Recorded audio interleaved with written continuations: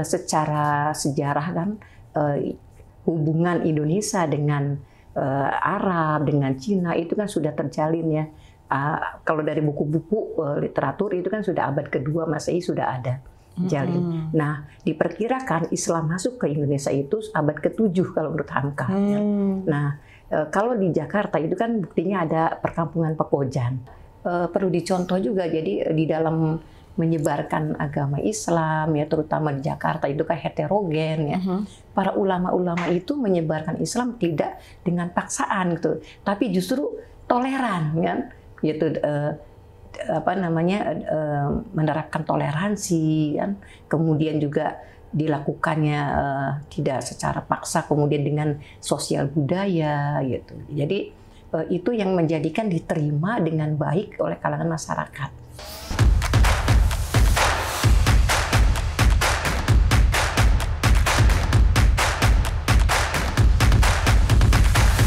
Halo Sobat Budaya, apa kabar? Semoga semua dalam keadaan sehat walafiat. Selamat datang di Podcast Budaya dari Dinas Kebudayaan DKI Jakarta. Masih bersama saya, Maudy Kusnaidi. Nah, Podcast Budaya ini tentunya akan ada di YouTube juga. Jadi jangan lupa untuk follow, subscribe, dan share, oke? Nah, pengen tahu kan kita kali ini ngomongin apa ya? Yang pasti soal budaya yang berkaitan dengan budaya. Nih ya, coba saya bacakan. Di tengah hiruk-pikuk Jakarta modern, kadang kita tuh lupa bahwa kota ini pernah dibentuk oleh para pemikir, para pendidik, para pejuang yang tidak hanya memegang kitab tapi juga memimpin umat. Nah, mereka ini adalah para ulama di tanah Betawi. Tokoh-tokoh yang tidak hanya mengajarkan Islam, tapi juga menanamkan nilai, membentuk identitas, dan memperjuangkan kemerdekaan. Di episode Podcast Budaya ini kita akan menggali lebih dalam lagi warisan dan peran para tokoh-tokoh ulama di tanah Betawi ini ya. Dan ini ada pakarnya nih yang akan ngejelasin ke kita.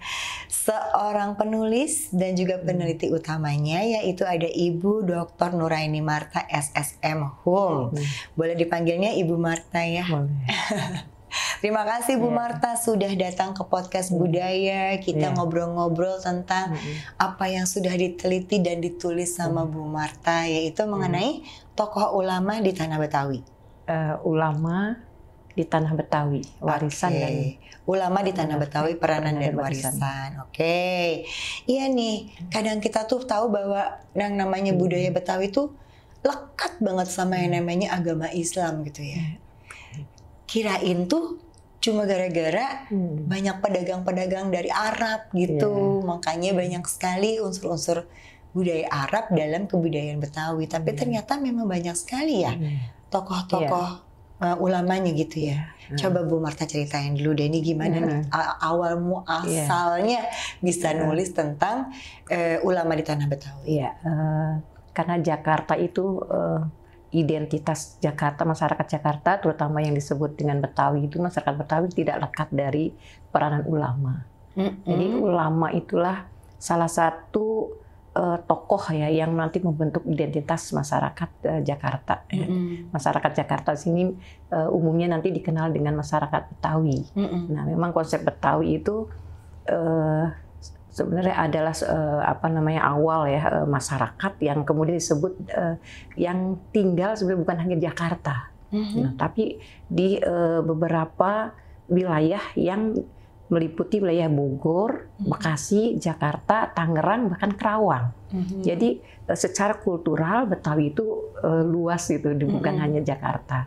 Tapi kemudian para ulama ini juga sangat berjasa di dalam membentuk identitas itu, karena memang ulama Betawi ini menyebarkan Islam yang kemudian nanti hampir mayoritas masyarakat Jakarta atau Betawi itu beragama memeluk agama Islam, gitu. Sehingga nanti identitas mereka itu ya kemudian memang sangat dipengaruhi oleh para tokoh-tokoh ulama.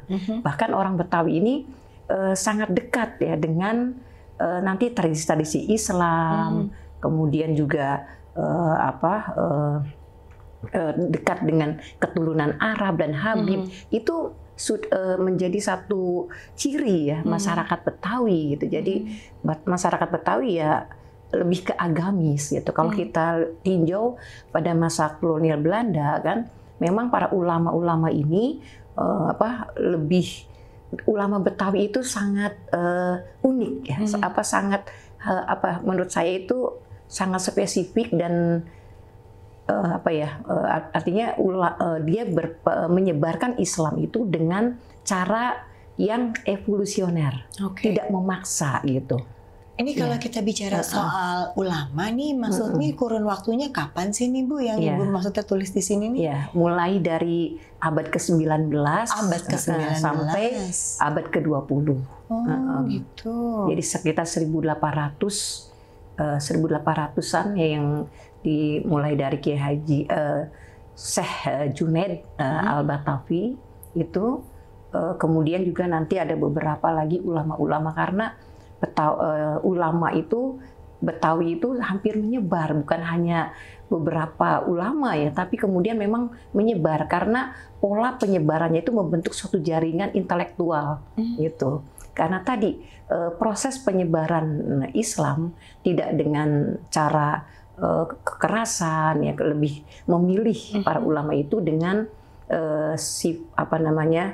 evolusioner ya gitu. Tadi melalui pendidikan, membuka madrasah, pesantren, pondok pesantren yang kemudian akan melahirkan ulama-ulama lagi yang kemudian menyebar itu. Ulama-ulama itu di seluruh, bahkan bukan hanya di Jakarta. Gitu. Berarti ini Ibu menulisnya para ulama dari abad 19 sampai 20 dan ini hanya beberapa, jadi banyak sekali. Hampir identik dengan masyarakat Betawi sebenarnya. Budaya-budaya tahlilan ya, kemudian majelis taklim itu hampir berdekatan, melekat ya gitu. Karena nanti di dalam tadi ya, ulama tadi menyebarkan Islam itu dia lebih dengan pendekatan kultural, kemudian lebih ke sosial ya, kemasyarakatan gitu. Bu, ini bisa dikatakan bahwa beliau ini adalah tokoh-tokoh yang bisa dianggap sebagai ulama itu berdasarkan apa ya? Maksudnya nggak tahu ya, kalau saya tuh kan ngeliatnya kalau sekarang nih, ada ustadz ini menyelesaikan pendidikan di Kairo gitu atau apa.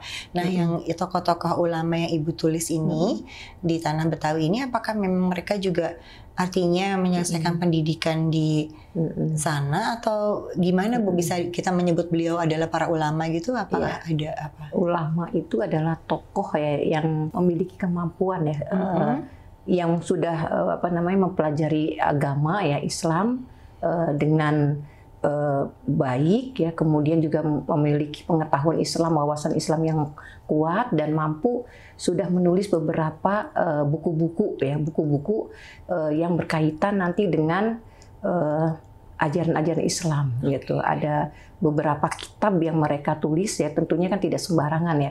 Itu tentunya adalah tokoh-tokoh yang sudah mumpuni dan menguasai agama ya, ajaran-ajaran agama Islam dengan baik. Jadi gitu. para ulama ini juga menimba ilmu di Mekah ya, di Madinah gitu. Oh. Ya, jadi Islam zaman dulu tuh kalau mau berangkat aja udah naik kapal laut berapa lama gitu kan.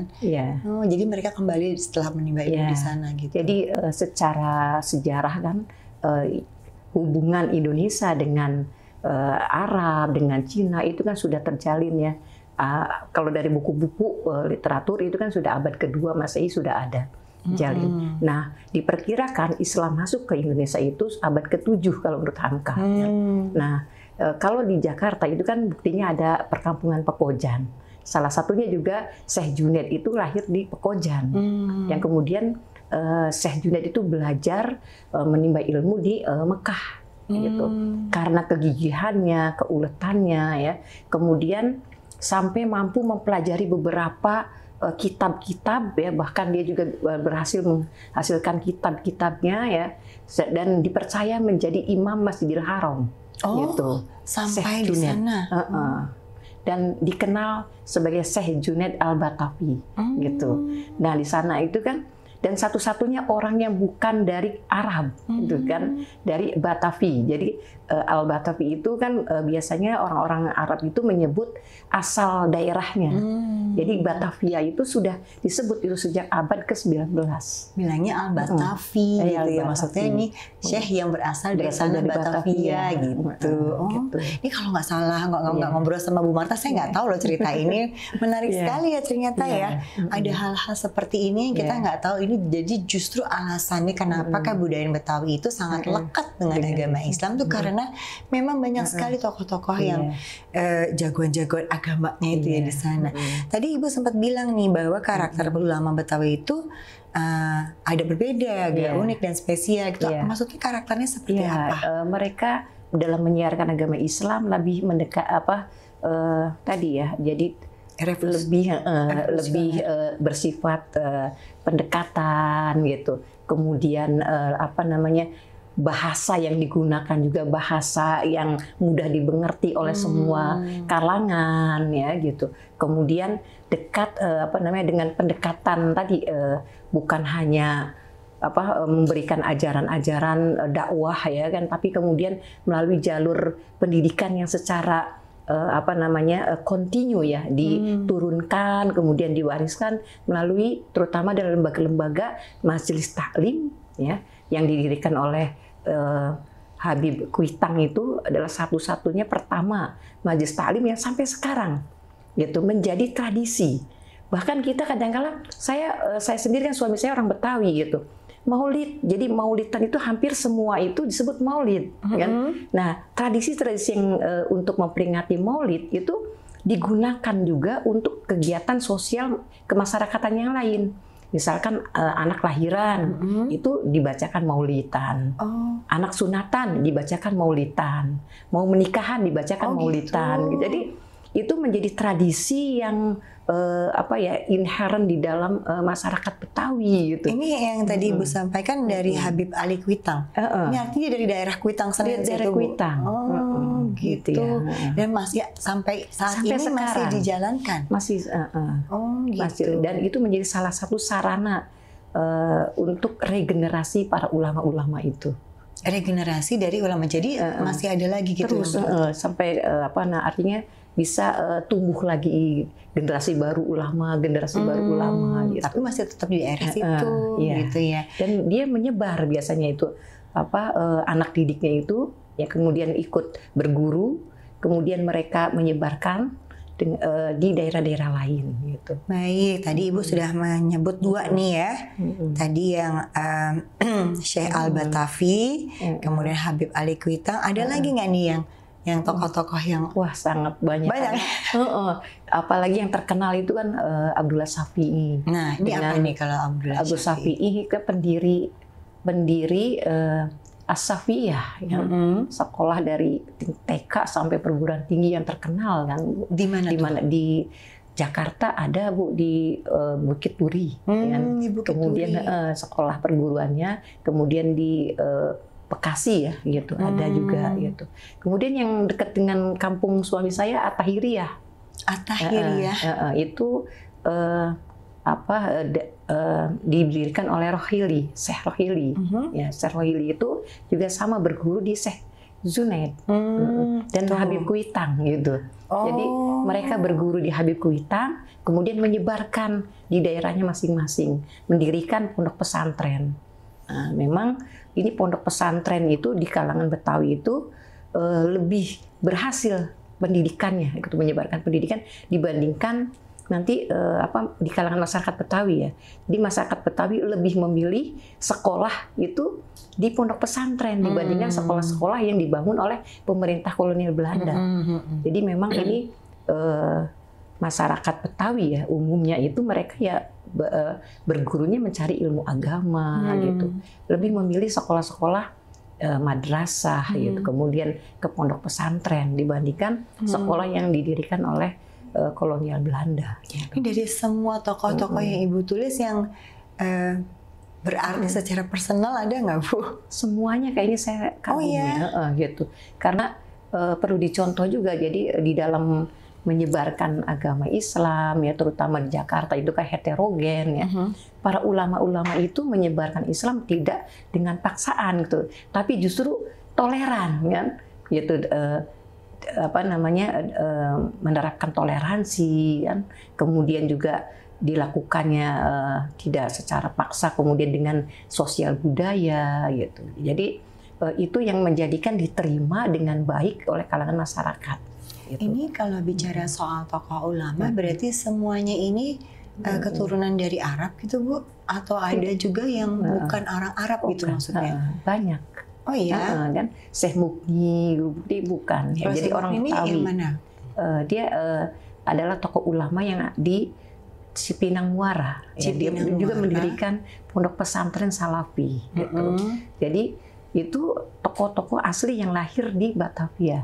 Jadi tidak semua ulama yang dari tanah Betawi ini keturunan Arab gitu ya Bu ya. Jadi ada juga kalau nggak salah yang saya dengar yang suka disebut Guru Mansur gitu. Kalau nggak salah dia juga ahli ilmu falak. Itu maksudnya gimana Bu? Ya, dia lahir di sekarang Jembatan 5. Jembatan 5 nama daerahnya. Kemudian dia adalah menjadi tokoh ya, tokoh ulama besar, bahkan mempengaruhi hampir seluruh daerah Betawi.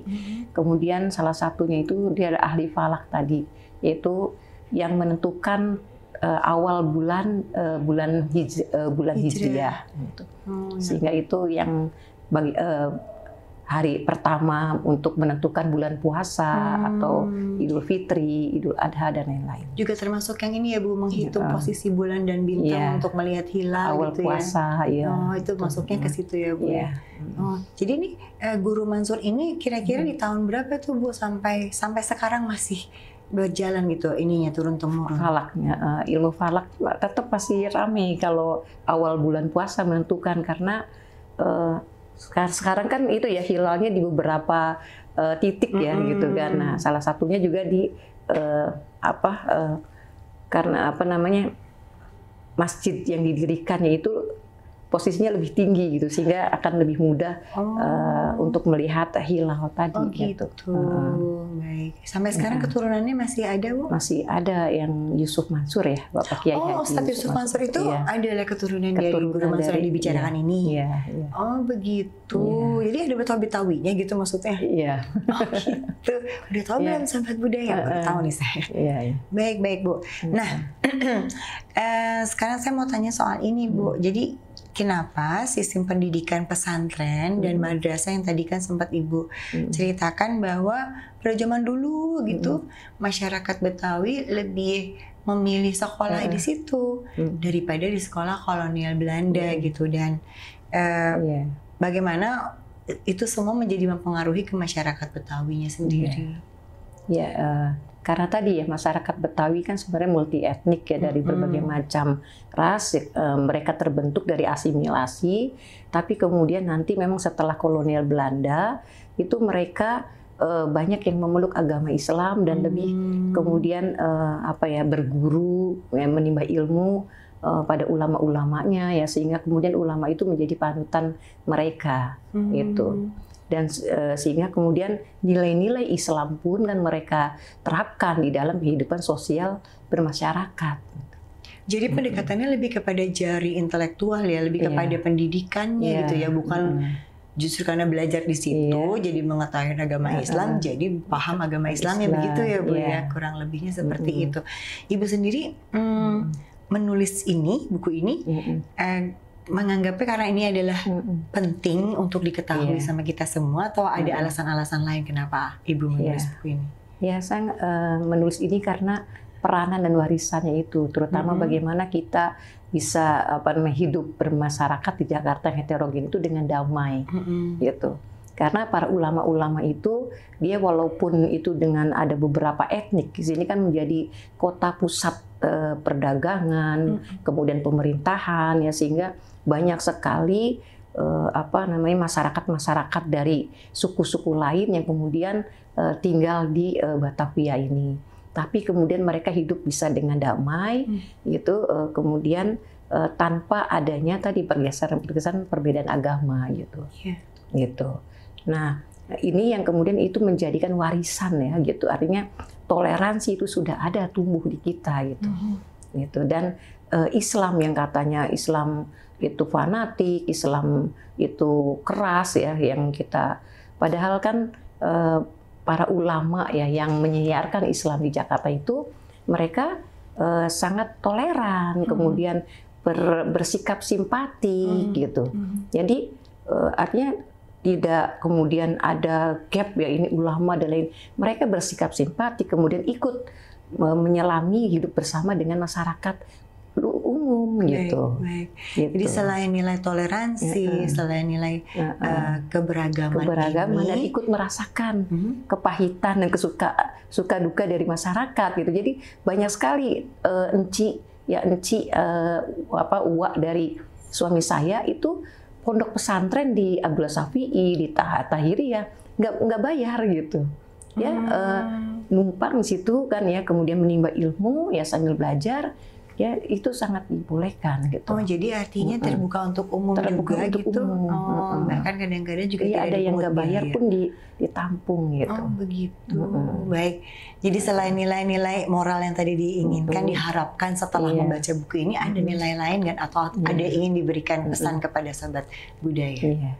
Sahabat budaya ya, artinya budaya itu dibentuk ya dari nilai-nilai yang kemudian itu nilai itu kita terapkan di dalam kehidupan sehari-hari gitu. Nah, bagaimana nilai kita berpandangan positif, terutama tadi kita di sini sebagai satu kesatuan bangsa Indonesia yang sangat heterogen, dan itu pun tercermin di Jakarta yang disebut dengan Batavia, itu hasil dari asimilasi dari berbagai etnik, ada Cina, ada Arab, kemudian ada berbagai suku-suku Bugis, Makassar, dan lain-lain, Bali, yang kemudian menyatu disebut nanti adalah suku Betawi itu. Gitu. Tapi kemudian suku Betawi ini berasimilasi dan mereka dipengaruhi ajaran Islam yang sangat kental, kemudian nilai-nilai Islam itu mereka terapkan di dalam kehidupan mereka. Gitu. Jadi kalau sekarang itu kalau saya dari orang Cirebon kan Maulid dan itu ya Maulud kan, Maulud aja dilaksanakan pada bulan Maulud ya. Tapi di masyarakat Betawi itu ada kegiatan-kegiatan yang lain disebutnya ada Maulud gitu. Jadi mereka, kenapa saya tanyakan, karena mereka ingin terus mengenang Nabi Muhammad, dan supaya nanti nilai-nilai ajaran yang diberikan oleh Nabi Muhammad itu mereka bisa terapkan. Ibu boleh jelaskan nggak kegiatan Maulud yang dimaksud itu seperti apa? Jadi ada tahlilan, ada baca berjanji gitu. Berjanji itu adalah baca kitab gitu, kitab yang berjanji ya gitu, kitab kitab kuning gitu ya. Ada isinya tentang apa tuh misalnya? Kalau ini apa sih nilainya tentang ajaran-ajaran gitu, ya riwayat-riwayat Nabi Muhammad gitu. Jadi riwayat Nabi Muhammad, keturunannya dan lain-lain. Makanya mereka sangat menghormati Habib, ya Habib. Baik. Gitu. Iya. Terima kasih banyak nih Bu Marta nih. Kalau Bu Marta nggak ada di sini dan menuliskan buku, mungkin kita saya sih sebenarnya ya Sobat Budaya, mungkin kita juga terlupa ya. Kenapa ya kok agama Islam itu menjadi budaya yang sangat lekat di masyarakat Betawi. Jadi kalau kita bicara soal budaya tuh nggak cuma urusan bangunan tua atau misalnya seni-seni saja gitu ya, tapi bahwa apa yang diajarkan oleh para ulama ini yang ada di tanah Betawi ternyata juga memberikan warisan budaya kepada turunan-turunannya sama sekarang. Dalam bentuk apa? Dalam bentuk yang tadi sudah dijelaskan oleh Ibu Marta, bahwa ada tradisi, ada nilai-nilai tradisi keagamaan yang dilakukan, dan ini menyebar di seluruh Jakarta dari zaman dahulu itu ya Bu ya. Jadi mudah-mudahan dari kisah para ulama Betawi ini kita bisa meneladani akhlaknya mereka, bagaimana mereka memberikan pendekatan secara ilmu intelektualnya tanpa paksaan, bagaimana mereka menjaga toleransi dari berbagai suku agama sehingga Betawi itu menjadi melting pot yang ada dalam berbagai etnis-etnis yang membentuk sebagai masyarakat Betawi. Dan ini yang mudah-mudahan bisa diturunkan diteruskan kepada generasi dan generasi sampai nanti gitu ya Bu ya, kira-kira ya. Baik Bu Martha, terima kasih sekali. Salam buat keluarganya yang tadi juga masih sampai sekarang masih ya Bu ya. Ada majelis taklim, ada pesantren, semoga masih berjalan terus sampai ke RT ya, sampai ke RT itu majelis taklim itu ke bawah ya, ibu-ibu RT ikut pengajian semua ya Bu. Makasih, salam semuanya, semoga berkah dengan aktivitasnya. Saya juga mengucapkan terima kasih kepada Kain Megah Agung atas kebaya encimnya, warnanya hijau pupus dengan bunga pink ini. Terima kasih, ini juga salah satu dari turunan dari Betawi, Cina, kalau nggak salah ya kebaya encim ini. Sobat Budaya, terima kasih sudah bersama kami dalam membicarakan tokoh ulama di tanah Betawi dan bagaimana peranannya juga warisannya kepada kita. Semoga bisa menjadi hal yang bermanfaat buat kita.